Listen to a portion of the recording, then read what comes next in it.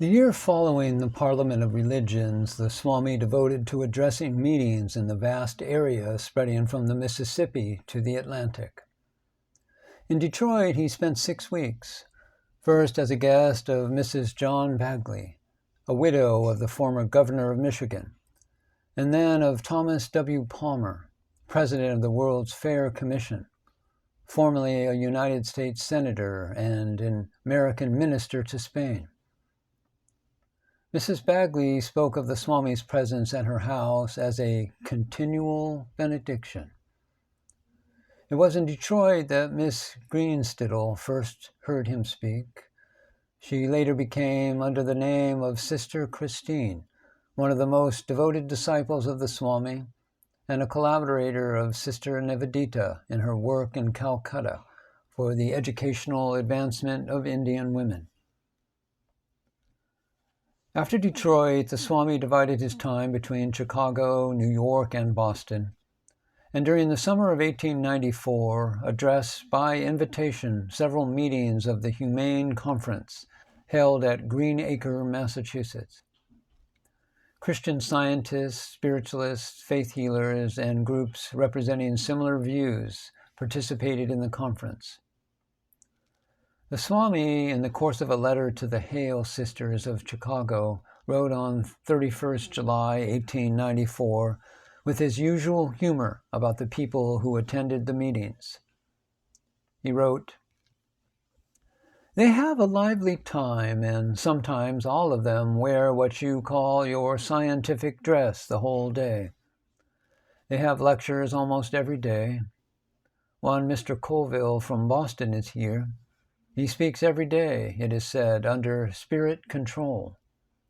The editor of the Universal Truth from the top floor of Jimmy Mills has settled herself down here. She is conducting religious services and holding classes to heal all manner of diseases. And very soon I expect them to be giving eyes to the blind and all such things. After all, it is a queer gathering.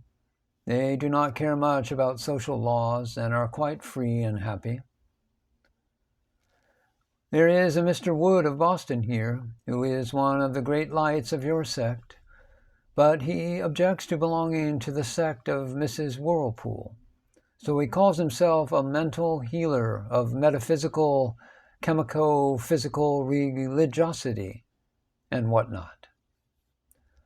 Yesterday there was a tremendous cyclone which gave a good treatment to the tents. The big tent under which they held the lectures developed so much spirituality under the treatment that it entirely disappeared from mortal gaze, and about 200 chairs were dancing about the grounds under spiritual ecstasy. Mrs. Figgs of Mills Company gives a class every morning, and Mrs. Mills is jumping all about the place. They are all in high spirits. I am especially glad for Cora, for she suffered a good deal last winter, and a little hilarity would do her good. You would be astounded with the liberty they enjoy in the camps, but they are very good and pure people. A little erratic, that is all."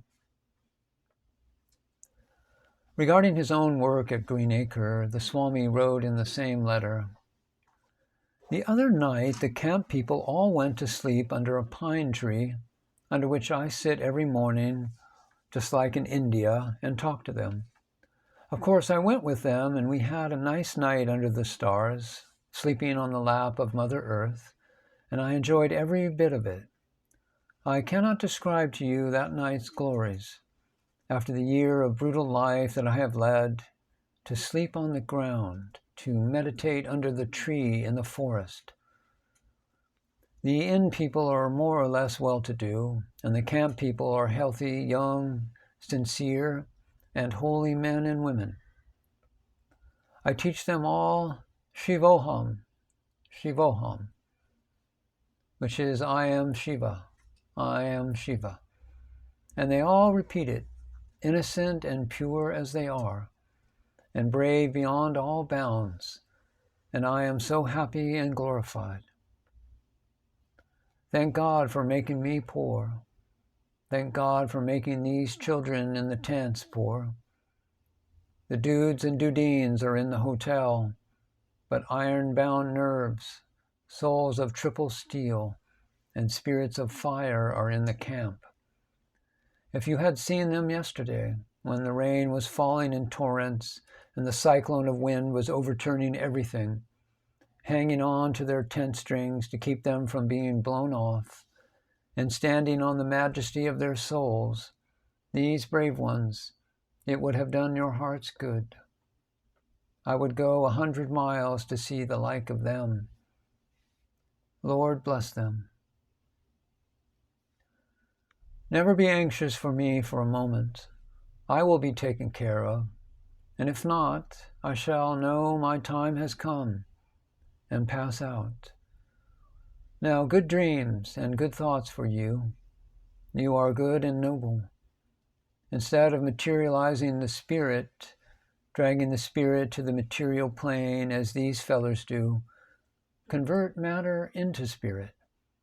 Catch a glimpse at least every day of that world of infinite beauty and peace and purity, the spiritual life, and try to live in it day and night. Seek not, touch not with your toes, anything which is uncanny.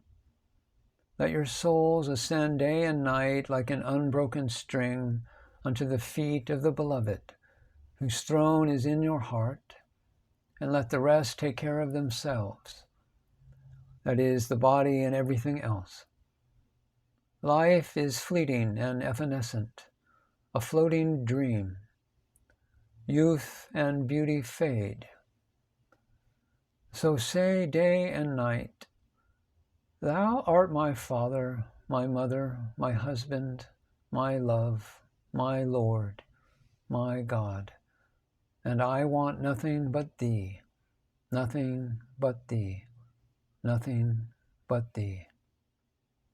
Thou in me, I in Thee. I am Thee, and Thou art me. Wealth goes, beauty vanishes, life flies and powers, but the Lord abideth forever. Love abideth forever. If there is glory in keeping the machine in good trim, it is more glorious to withhold the soul from suffering with the body.